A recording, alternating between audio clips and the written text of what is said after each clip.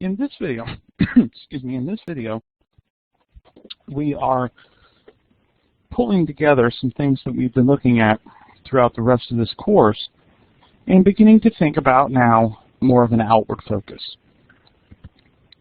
Some of this has been established in the videos we've just got done going through with the history of the ways in which Christians have engaged the world and related to the issue of church and state, politics and society.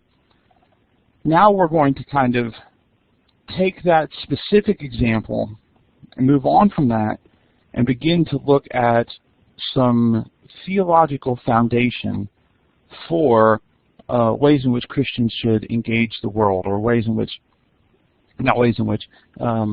elements of Christian theology that should inform the way in which we engage the world.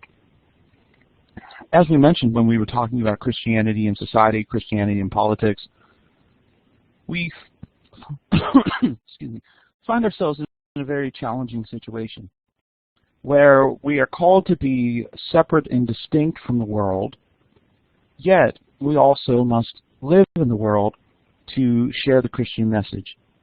It would be one thing to fully cut ourselves off and live in a distinct area where only Christians were. Certainly it would still be a place where we were still sinners. Obviously Christians still fall prey to sin. But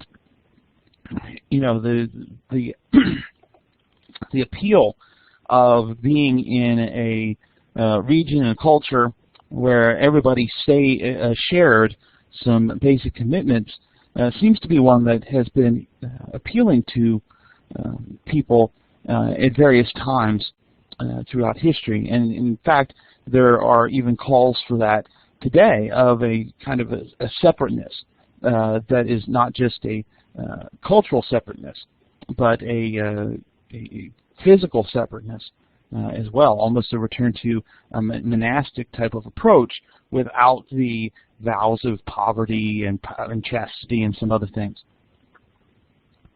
So that, of course, there are a lot of theological problems with such an option.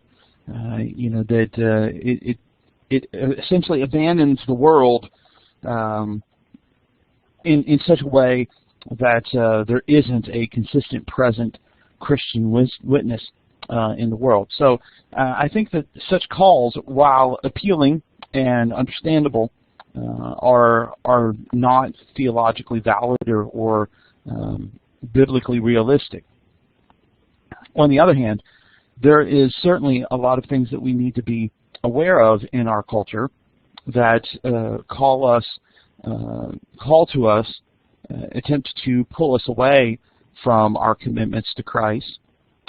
Some of them very overt ways that are easily avoided or easily recognized, I should say, and then more easily avoided.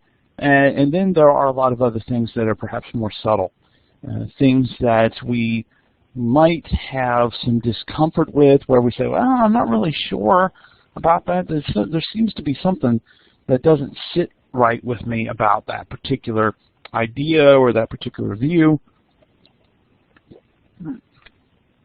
But it's it's not completely overtly anti-Christian. And then, of course, there are other things that are even more than that, where they seduce Christians away from a full-fledged commitment to holiness. So we find ourselves in a very challenging position, as Christians have always found themselves in a similar challenging position, of trying to navigate a path through culture that is an engagement of culture, is engaged in culture, yet also remains separate. And as I mentioned, largely what we're looking at in these couple sessions is a theological foundation, rather than a practical application. That will be more a focus in later sessions. So when we begin to think about how we as Christians should engage the world around us. What are some principles that would operate in those kind of things? And when we ask such a question, I think we're largely relying on many of the things that we've been talking about previously with the ideas of the Christian worldview, the Christian grand narrative. Those are things that inform, or should inform, our understanding of this topic. Why is it that we want to be engaged in the world? Well, first of all, of course, there needs to be a recognition of humanity in the image of God. It is very easy, and it's always been very easy, to overlook this point. That when we see another human being, that human being is just as much in the image of God as I am, or as you are. We often, of course, operate in our lives, and we've talked about this or brought this up before.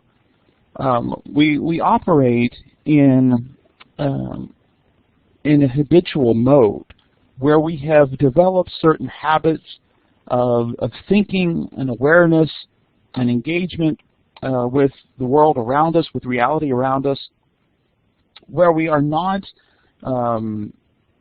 consciously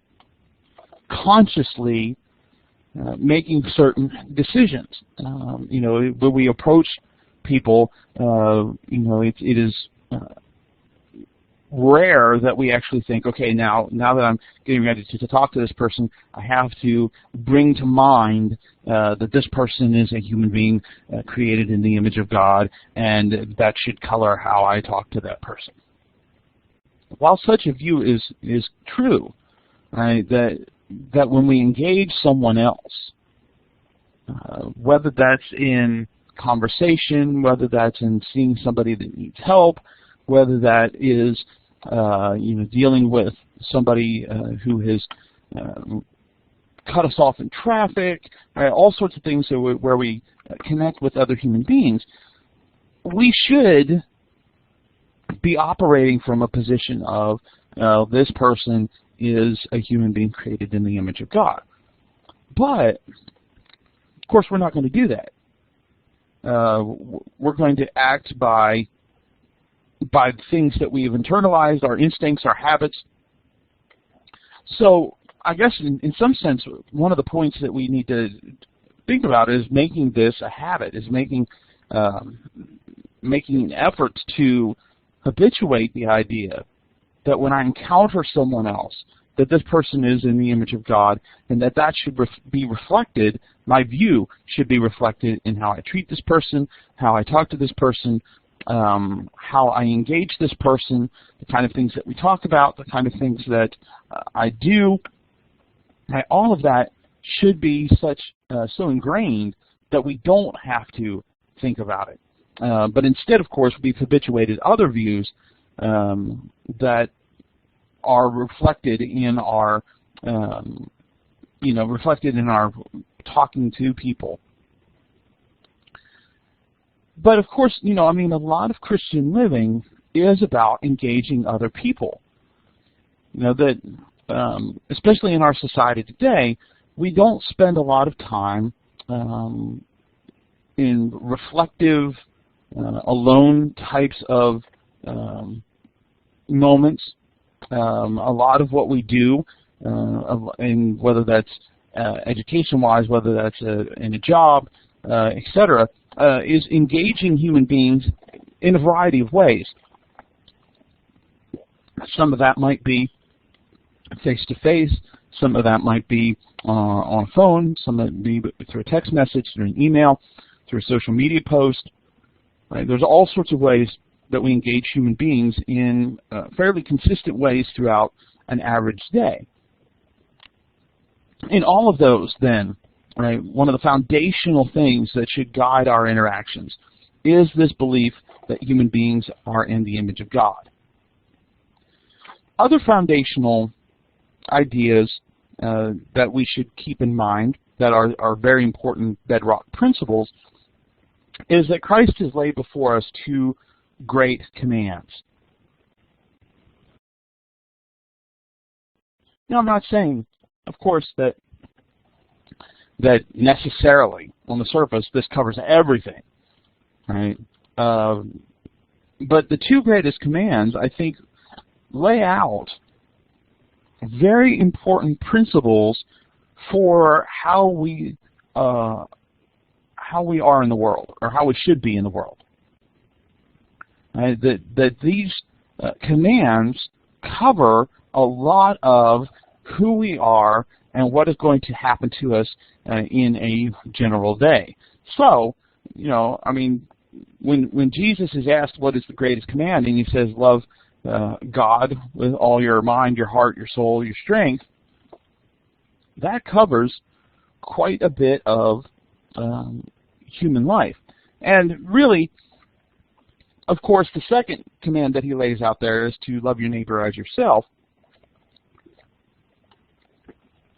which in some ways we could say, well, if you truly love God with all your mind, heart, soul, and strength, then you're going to love your neighbor as yourself, right? So in a sense, this is kind of a subset of the first command.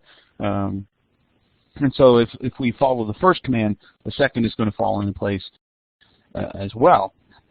But when we think about the impact of these commands, that they cover quite a bit of our daily lives.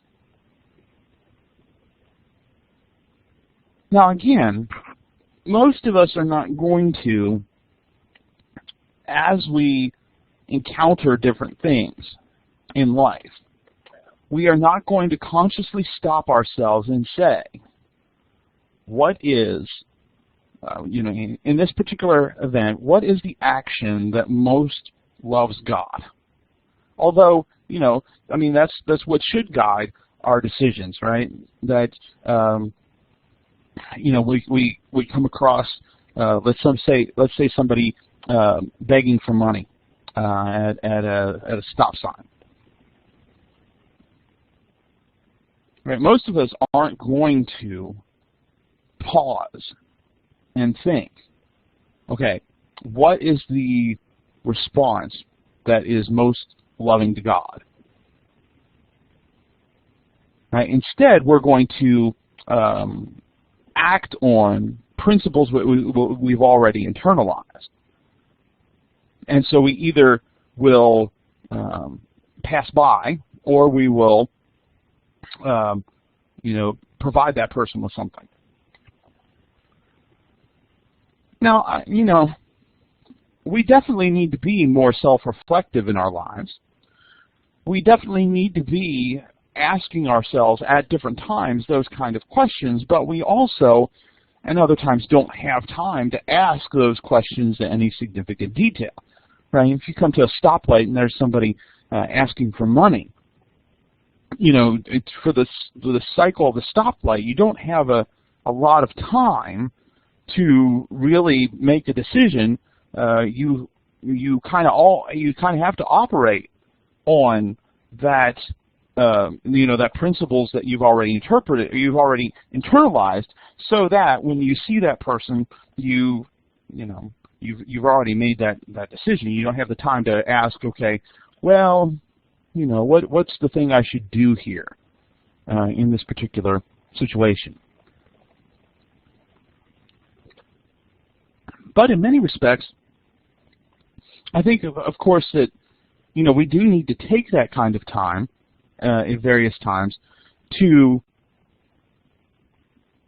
ask those kind of questions. But also, if we've kind of created habits in our lives of loving God and thinking about what that means, then when we have those situations where we have to make a split-second decision, or a fairly quick decision, that we've already kind of internalized some principles about loving God and loving our neighbor, that we respond appropriately. You know, and I think some of that comes from spiritual maturity, right? That as we grow as Christians, we become more loving. We become more. We become closer to God. We have greater insight into the mind of God, right? And all those kind of things, so that we're able to respond in appropriate ways. But essentially, of course, these two things, these two ideas, these two commandments, should form the foundation of how we live. My living should demonstrate that I love God and I love my neighbor. And how I engage the world, the kind of things that I'm going to do, the kind of things that I'm going to, the kind of person I'm going to be, should be shaped by my love for God and my love for neighbor. And so that even though I might not all the time, you know, think about, okay, what's the most loving situation, or what's the most loving response in this situation? If these two ideas form the basis of who I am, then that's going to express itself in my engagement in the world.